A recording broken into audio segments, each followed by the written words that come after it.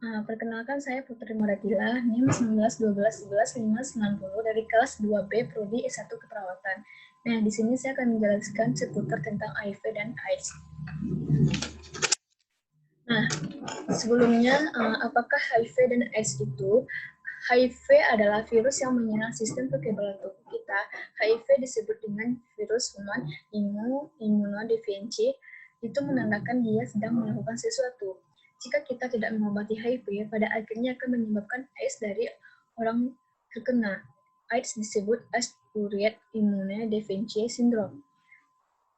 Saya bisa mendapatkan ide bahwa HIV menyerang sistem kekebalan tubuh kita dengan sangat merusak. Nah, saya akan menjelaskan lebih dalam. CD4T limfosit sangat penting. Jenis sel dari sistem kekebalan tubuh, CD4 hanya dapat mengacu pada jenis protein melalui membran sel-selnya. Dalam perkembangan dan infeksi HIV menjadi AIDS, bahwa HIV secara istimewa menginfeksi sel CD4 ini dari sistem kekebalan tubuh. Mengapa terlihat sangat buruk? Sel CD4 ini juga disebut sel T pembantu, dapat memainkan peran besar dalam memberi sinyal pada sel kelebihan tubuh lainnya untuk menghancurkan setiap partikel infeksi yang ditemukan dalam tubuh kita. Mungkin bakteri randangan tenggorokan atau virus seperti flu, atau bahkan virus seperti yang tersakit di tenggorokan atau demam gitu kan.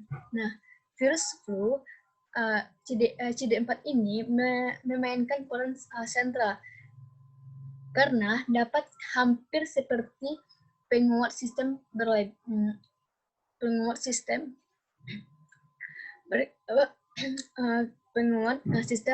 kekebalan kita, maka itu HIV lebih suka menginfeksi dan membunuh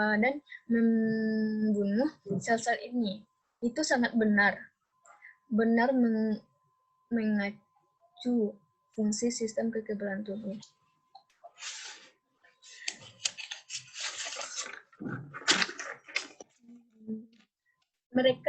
Mereka mulai melakukan virus sampai batas tertentu. Ini disebut serokonversi ketika dapat menghasilkan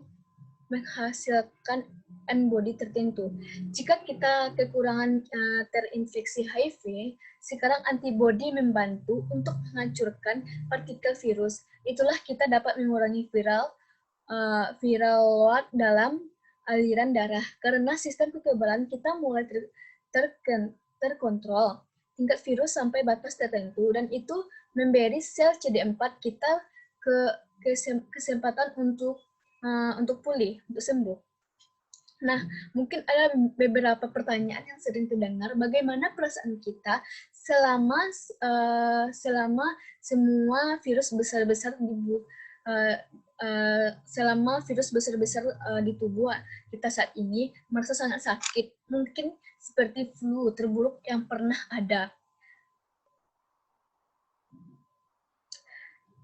Seketika sebulan atau lebih, dengan serkonvensi Anda mulai melawan infeksi dan akibatnya bebannya orang menjadi sakit. Nah, gejala seperti flu, hal-hal seperti sakit kepala dan gejala seperti demam, sakit tenggorokan, nyeri otot, nyeri sendi.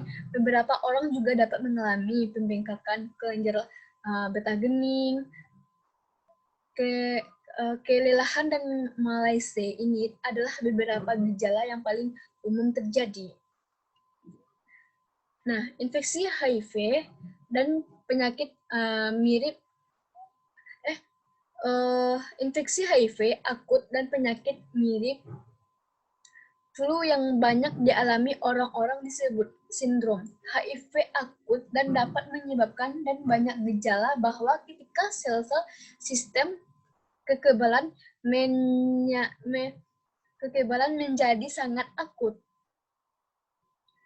Nah, sistem kekebalan tidak bisa benar-benar membunuh HIV meskipun kita memilikinya antibodi sekarang karena kita perlu ingat ingat kecepatan itu dengan di mana sistem kekebalan membutuhnya kira-kira sama.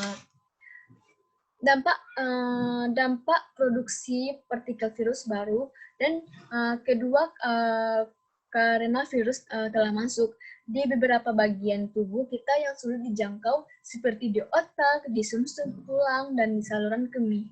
Nah, karena dua alasan ini, kurva ini stabil di beberapa titik, mencapai titik stabil. Nah, di mana sistem kekebalan juga dapat membunuh HIV dengan tingkat replikasi HIV yang cukup mirip. Kurva ini mulai menyatu dan untuk menstabilkan. Nah, tahap yang ini saja saya jelaskan dianggap sebagai permulaan di sini. Nah, pada fase kedua infeksi HIV disebut periode laten atau HIV kronis. Pada laten itu tidak bisa melihat klinis tanda-tanda penyakit HIV orang tersebut seringkali asimptomatik. Itu masih menular tetapi sudah memiliki sedikit tanpa gejala. Selama fase ini dan tanda pengobatan, fase ini akan berlangsung rata-rata 10 tahun kemudian. Dan dapat dikatakan bahwa kurva ini sudah stabil, tapi ternyata HIV bereplikasi membunuh sel-sel kekebalan tubuh kita sedikit lagi dan replikasi selalu jadi selama jangka waktu yang lama ini. Di fase kedua, akhirnya tanpa pengobatan, HIV akan mulai menjera sistem kekebalan tubuh dan dapat memulai melihat gejala lagi. Dan kita bisa melihat gejala lagi. Nah, hal-hal seperti demam, nyeri otot, atau pembengkakan kelenjar getah bening sangat mirip dengan infeksi akut. Nah, banyak orang pada tetap penyakit ini mengalami penurunan berat badan yang signifikan, dan ini alasan lainnya. Akhirnya sel CD4 mencapai angka yang sangat mereka dan menyebabkan kekurangan sistem kekebalan fungsional. Ini terjadi suatu kondisi di mana kita tidak memiliki sistem perbedaan pada titik ini. Bakteri tertentu ada kecurigaannya yang tertinggi bahwa ini mengidap AIDS. Ada dua contoh penyakit teridentifikasi AIDS. Yang disebut dua pneumonia jamur, satu disebut pneumocystis pneumonia, dan satu lagi disebut pneumonia cryptococcus. Ini adalah dua penyakit terdefinisi AIDS yang umum yang terjadi. Sebelum kita dapat mengatakan bahwa seseorang mengidap AIDS dapat melakukan ED4 rendah, harus ada kekurangan dari 200 sel CD4 per kiloliter darah sebagai jumlah normalnya. Tingkat normal sel CD4 itu dalam jumlah darah ini harus sekitar 1000 sampai 1100 sel CD4 atau terlepas dari nomor CD4. Jika salah satu memiliki penyakit AIDS ini, misalnya kita dapat mengatakan bahwa manusia telah mengembangkan AIDS dan dapat kita curigai, tapi sebenarnya yaitu sepengaruh dan komplikasi yang sangat besar dari infeksi lainnya, virus lainnya, karena kekurangan kekebalan pada AIDS yang harus disalahkan atas kematian pasien ini berisiko dari infeksi HIV hingga sangat buruk.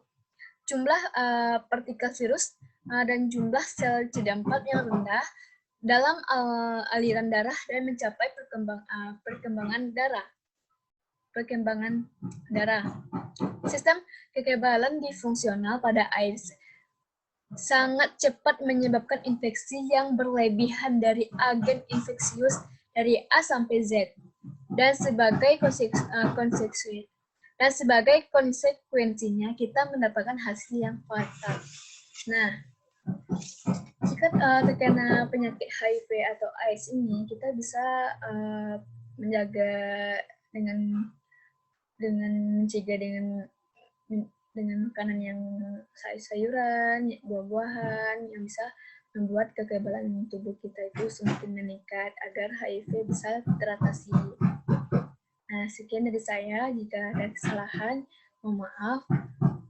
Terima kasih. Wassalamualaikum warahmatullahi wabarakatuh.